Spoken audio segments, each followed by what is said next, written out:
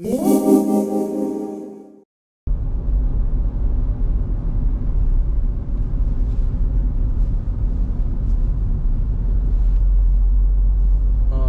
good morning everybody. We are enjoying a nice warm sunny day driving on Skyline Boulevard. Got a couple of friends here that I met up with. You may recognize Dave in the blue Civic Type R up ahead from previous driving videos. And ahead of him is Oleg in his BMW. And we're cruising over to Alice's.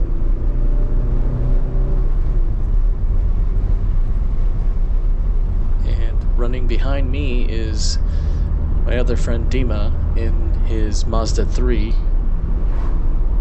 And one of the interesting things about our little group today is we're all driving manual transmissions. So one of the topics that I wanted to talk about today was actually inspired by one of the comments that I got on my recent video talking about the new Toyota GR86 that was recently unveiled. You know, I was giving my sort of impressions about the car and how excited I think many of us are going to be about this new car coming. And one of the comments from a viewer said something to the effect of, the car looks weak, it's underpowered, you know, it's a wannabe sports car, or it's not a true sports car. And he said it was, you know, a knockoff in terms of styling of other sports cars, I guess presumably other real sports cars like the Nissan 370Z. Well, that's what this guy was saying anyways. And so I wanted to try and address some of that in this episode of Rambling Roads because, well, you know, I don't know if I want to be feeding the trolls here and giving this guy essentially more attention than he deserves, but I feel like this kind of debate should have been dead a long time ago. I'm sure it's been, you know, beaten to death in various forms and certainly in the forums. I've had, you know, and seen discussions about what makes a true sports car, what is the definition of a sports car. But I guess I feel like maybe I need to spend a little bit of time talking about that. And maybe guys like that can see where I'm coming from.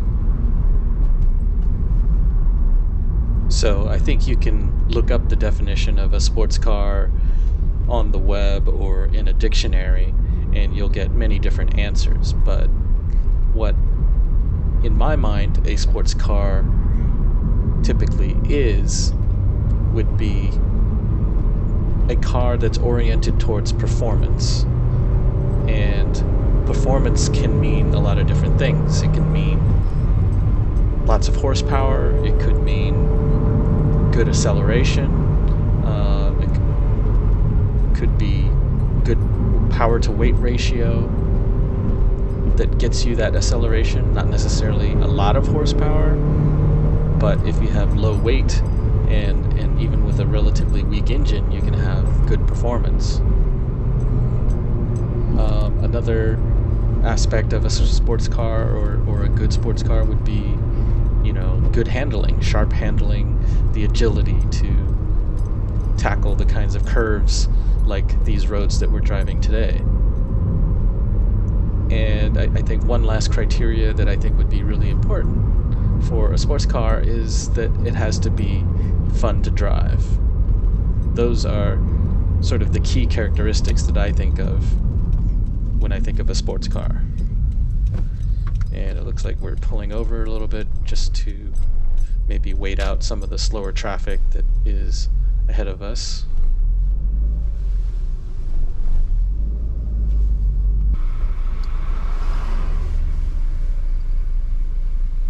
And there goes a little Miata that actually is a great example, I think, of a sports car that doesn't have a lot of power, and yet most people would still think of it as a sports car.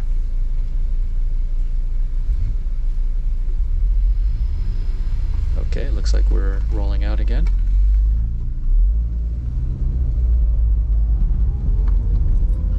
But yeah, I would say that a Miata is definitely a sports car. Now, Miatas are pretty weak when it comes to power. The typical Miata probably makes anywhere between 100 and 180 horsepower. So a Miata is not fast by any means. But horsepower and speed is not the only thing that defines a sports car. It's a two-door, two-seat roadster. It's a lot of fun to drive. It's got good handling. You'll see a lot of those little Miatas out on roads like this on the weekends, just having a great time. You'll see Miatas at the racetrack. Now, does the typical Miata have 300 or 400 horsepower or more? Does it accelerate like a monster? No, not at all.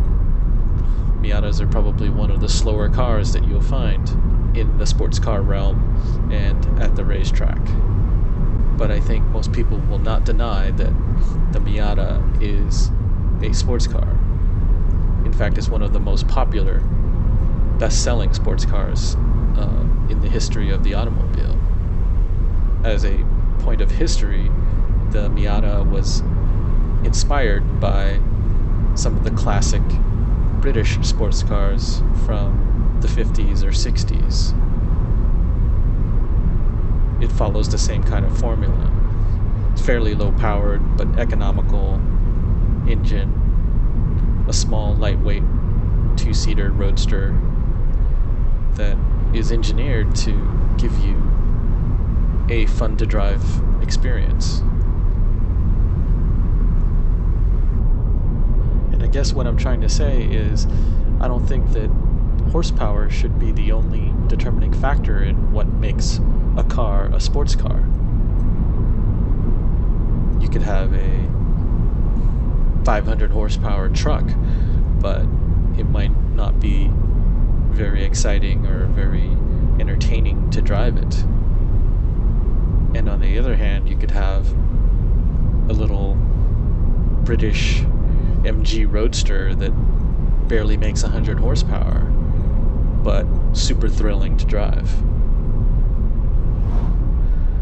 And I think that the Toyota 86, the Subaru BRZ, and the new coming model, the GR86, I think that these all fall into that same category of a car that may not have the most horsepower. It's going to have a respectable amount of power. The new BRZ and new GR86 will come with 228 or 230 horsepower, which is pretty respectable.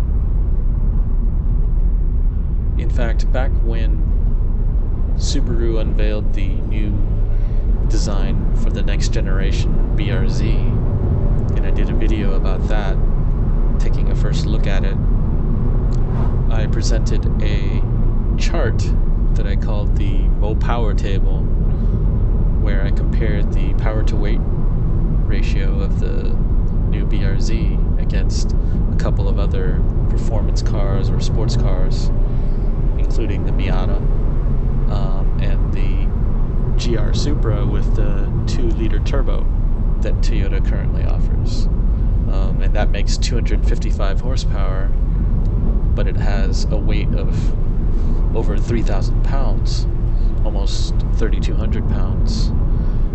And comparing that against the BRZ, the BRZ and the coming GR86 will actually both have a better power to weight ratio than the 2-liter Supra. And I think most people would consider the Supra a sports car as well.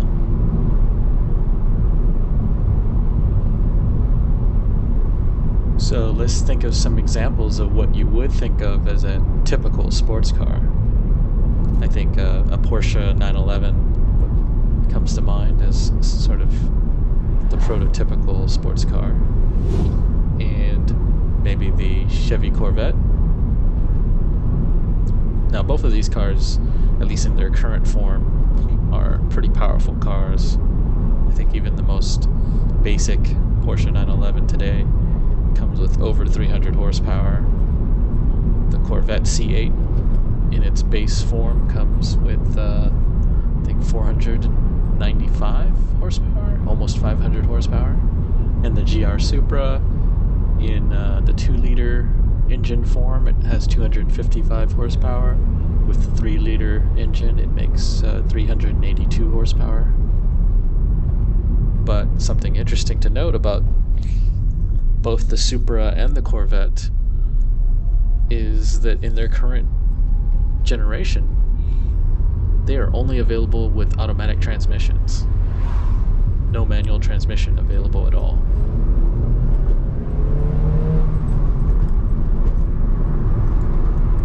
And you might end up asking, does a car have to be a manual transmission in order to be a sports car? For me, the answer is no. Of course not. Just because you let the computer or the car shift the gears for you doesn't necessarily mean it's not a good performing car. And in fact, arguably, some of these cars have such sophisticated transmissions that they will actually perform better than if a human did the shifting. Savage Geese did a video about this recently, talking about the death of the manual transmission in many of the production cars, even in sports cars that are coming out today. And in a way, he was kind of lamenting the fact that it's getting harder to find a manual transmission car so that you can enjoy that connection between man and machine.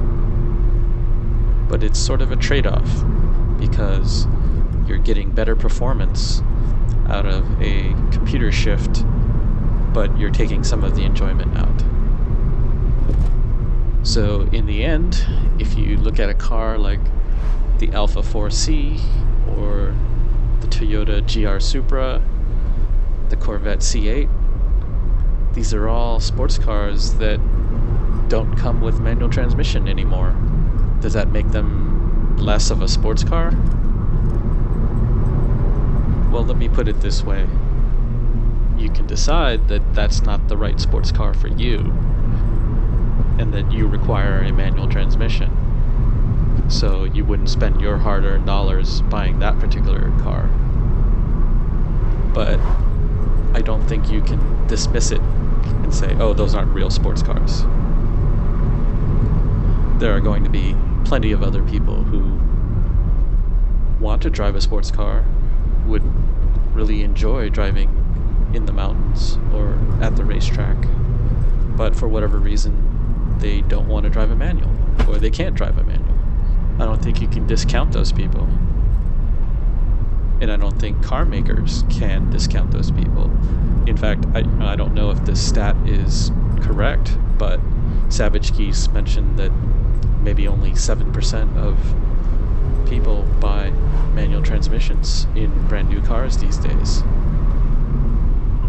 So for a lot of these car makers, it almost just makes no sense financially to be making or offering a car with a manual transmission when such a small percentage of their buyers actually takes them up on it. So, they have to go with what makes sense as a business, right? They can't just make cars and lose money. And so I think we should count our lucky stars that companies like Subaru and Toyota continue to make a car like the Subaru BRZ and the Toyota GR86, giving us the option of getting a manual transmission is a gift to us, really. It's a gift to the car enthusiasts of the world. And so I would say my final point on this would be just to maybe try not to be so close-minded about what makes a sports car or what is a true sports car. I think there are a lot of options, but the number is starting to shrink. And so we should appreciate the options that we have. As a purchaser, as a consumer, you have to support that. You have to vote with your wallet, in a sense, because if nobody's buying these cars, well, nobody's going to make them. Maybe if you're rich, you don't care that the only good sports car is available at $70,000 and up. But for me, I want affordable options. And we have arrived at Alice's. Oh, look, another MR2. Sweet. It's a turbo, too. Alright, let's go get some breakfast.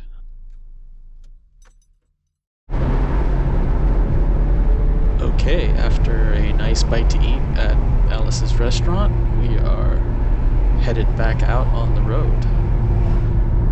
I told my friends we can't have come all the way out here to Alice's and not drive on what I think of as the best driving road in the Bay Area. It's right here. So here we are on Highway 84, driving out towards La Honda. And for this leg of the drive, I thought I would touch on another topic that is near and dear to my heart, and that is, well, exactly what we're doing right here. We're driving. And I wanted to talk about why we choose to drive on these roads. You know, I think it's an interesting hobby that we have here, and it may be a little bit controversial. Some people view it as a extreme kind of activity, and normal people who just drive their cars to and from work or for, daily activities, buying groceries, going to see their family, maybe going on an occasional trip somewhere.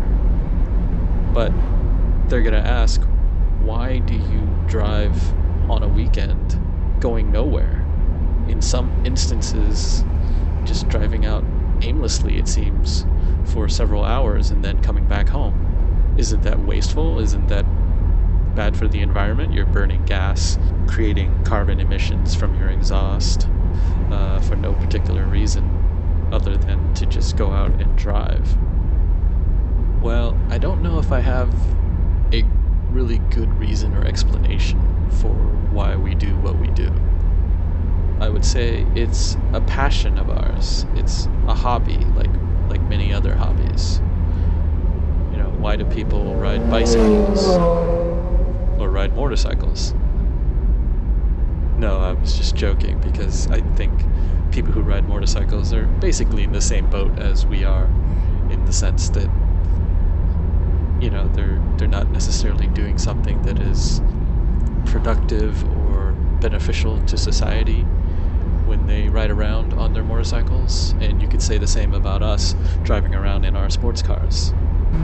There are people who simply view vehicles as a means of transportation, and they use it to get to work, they use it to drive places that they need to go, and they don't really see any point in driving for pleasure.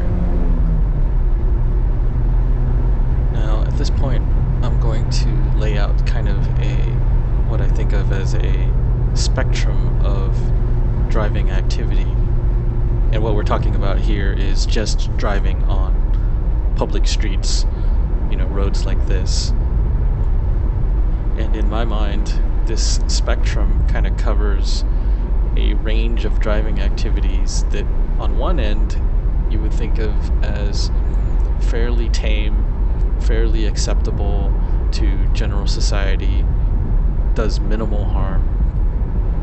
And on the other end of the spectrum, you've got more extreme activity, the kind of stuff that you would immediately recognize as illegal activity, like street racing or drifting out on public roads in traffic, endangering the lives of other motorists, that sort of thing. But as I said, it's a spectrum, so there are some activities that fall somewhere in between those two things that I think it's kind of interesting to look at and say, well, are these good? Are these bad? But let's look at these things in turn. What we'll start with is, like I said, sort of the more acceptable end of the spectrum. So we'll talk about essentially going cruising, driving around, what I would think of as Sunday drives. You're just driving at a leisurely pace, probably not speeding, you're just enjoying the scenery, enjoying the road, enjoying driving your car. And I think most people would view this as relatively harmless. There is the issue of the fact, like I said, that you're burning gas, you're putting out emissions, and so maybe that doesn't make a whole lot of sense to some people. But as far as driving cars goes, it's a fairly acceptable activity, I think. Now, if you turn up the speed and the risk a little bit, you get to what I think of as a more intermediate position of spirited drives. And these are the kind of drives that we fairly frequently participate in when you own a sports car. That's when you're driving on some of these roads, and the road is fairly clear, so you're able to go at a faster pace. But the important thing here is that typically you are still driving within your limits. You're definitely not going 10/10ths pace. You're going at an aggressive pace, but you're adapting to the situation. If you come up on slower traffic or bicyclists or other things like pedestrians or animals, you're ready to slow down. So I think this is where most mature sports car drivers tend to gravitate. They're going to be relatively safe and minimize the risk involved while still having some fun driving their cars. Okay, so now I'm going to talk about the next level of more aggressive driving, and I would think of this as toge, or more aggressive street driving. And this is kind of the area where you start to see people getting into trouble. You're typically exceeding the speed limit, you might be driving a little too fast for the conditions, you might not be able to slow down in time if there was some sort of stopped vehicle or a deer runs out in front of you, that sort of thing. And this is the kind of thing where if a police officer saw you driving like this, they would almost immediately pull you over.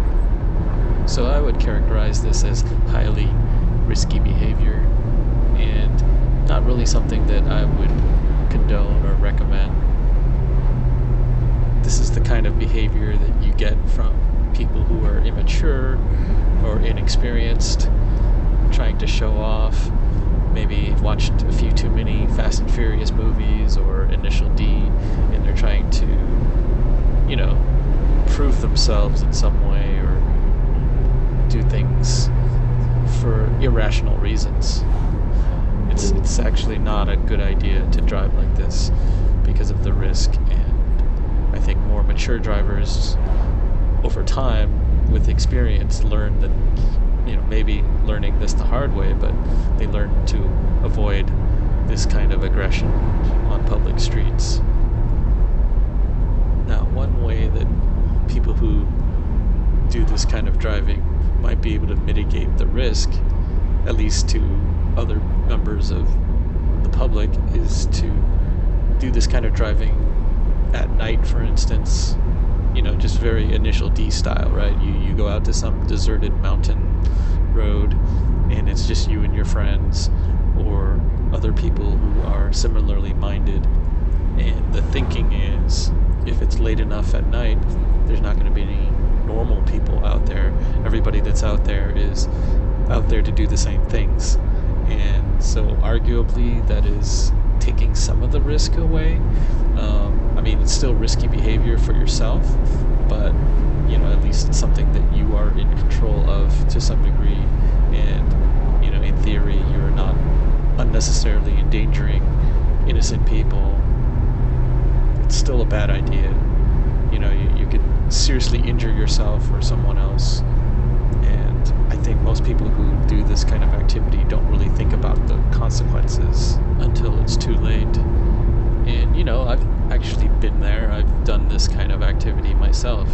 I've made some stupid mistakes, and I've more or less managed to get away with it. I've survived. I've damaged my cars, I've done stupid things, but I've lived to tell the tale. And nobody got seriously hurt. Unfortunately, that isn't the case for everyone. Not everyone's so lucky. If this is the kind of activity that you're doing right now, I strongly encourage you to reconsider it and, as they say, take it to the racetrack. You can, for fairly low cost these days, participate in a safer environment where you can learn proper car control. You can do autocross. That's pretty affordable. You can push the car to its limits and beyond and have a ton of fun doing it, all without actually risking, a whole lot. Not risking other people's lives, not risking property and damaging your car or injuring yourself. So it makes a lot of sense. I would strongly encourage you to check it out. And then, you can take it to the next level and even do a track day at a local racetrack. And that's a lot of fun too. And I would say that is the proper way to push your car to the limits and have fun. Look, I know some people will say, oh, it's cheaper to just drive on the streets. There's no cost to that. I don't want to pay for a track day, or I don't want to pay for an autocross because that costs money. I'd rather just drive on the streets where I can do this all for free, and, I don't see the problem with that. Well, the problem with that, I think, is that you probably haven't fully evaluated the risk. Now, if you're doing the less aggressive activities like I mentioned before, if you're just cruising, doing your Sunday drives, maybe even doing some spirited drives, that's fine. You're keeping the risk fairly low.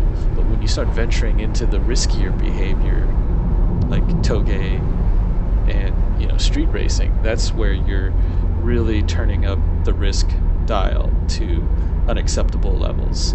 And I think you really need to think about that. If you can't afford to go to the racetrack, you probably also can't afford to fix your car or pay for somebody's hospitalization if you injure somebody while driving recklessly. So think about that. I will just leave it with one more statement, and that's just, the most extreme end of the spectrum would be street racing, which is obviously illegal and dangerous. And, you already know that that's not a smart thing to do. It's extremely risky and not worth the potential consequences. So just don't do it. And I'll just leave it at that. As I was talking through all of this, I was thinking of an idea for maybe a future video, and that would be maybe talking a little bit more about what I think are some common sense or good practice tips that you should adopt yourself if you're going to be on spirited drives like me. So let me know in the comments if you would be interested in hearing some of those thoughts in a separate video in the future. Okay, well, that's it for this time. Thank you as always for watching. I hope you guys stay safe, stay healthy, take care of yourself and your fellow humans. I'll see you next time. I'm out.